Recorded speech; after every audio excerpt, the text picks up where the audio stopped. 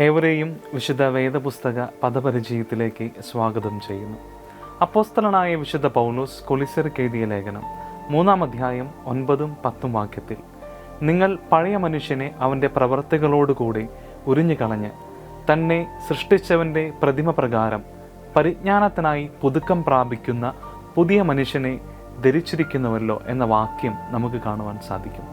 എൻഡിവോ എന്ന ഗ്രീക്ക് പ്രയോഗമാണ് ധരിക്കുക എന്ന പദത്തെ സൂചിപ്പിക്കുവാൻ പൗലോസ് ഇവിടെ ഉപയോഗിച്ചിരിക്കുന്നത്.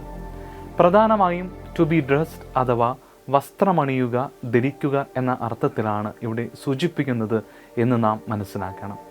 ദൈവശാസ്ത്ര അടിസ്ഥാനത്തിൽ ഈ പ്രയോഗത്തിലൂടെ ഒരു പുതിയ പ്രതിച്ഛായയോ സ്വഭാവമോ സ്വീകരിക്കുക എന്ന ആശയമാണ് പ്രകടമാകുന്നത് എന്ന് നാം മനസ്സിലാക്കണം.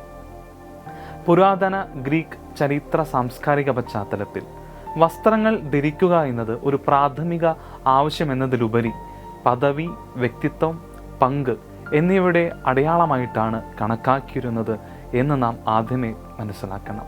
ഒരു പുതിയ വസ്ത്രം അണിയുന്നതിലൂടെ വ്യക്തിയുടെ സാമൂഹിക പദവിയിലും ഉത്തരവാദിത്വത്തിലും മാറ്റം സംഭവിക്കുന്നു എന്ന കാഴ്ചപ്പാടാണ് അവിടെ നിലനിന്നിരുന്നത്.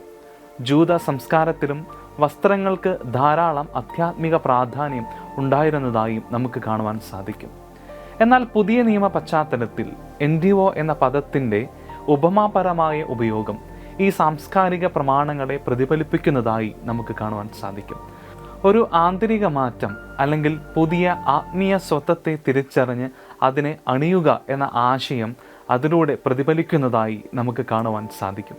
അതിനാൽ ക്രിസ്തു എന്ന പുതിയ മനുഷ്യനെ ധരിക്കുന്നതിലൂടെ സമൂഹത്തിൽ ധാർമ്മിക മൂല്യങ്ങളെ ഉൾക്കൊള്ളിച്ചുകൊണ്ടുള്ള വ്യക്തിത്വവും പദവിയും നേടിയെടുക്കുവാനും നീതിയിലും ദൈവകൃപയിലും പങ്കുകാരാകുവാനും ദൈവത്തിൻ്റെ പരിശുദ്ധാത്മാവ് നമ്മെ സഹായിക്കുമാറാകട്ടെ.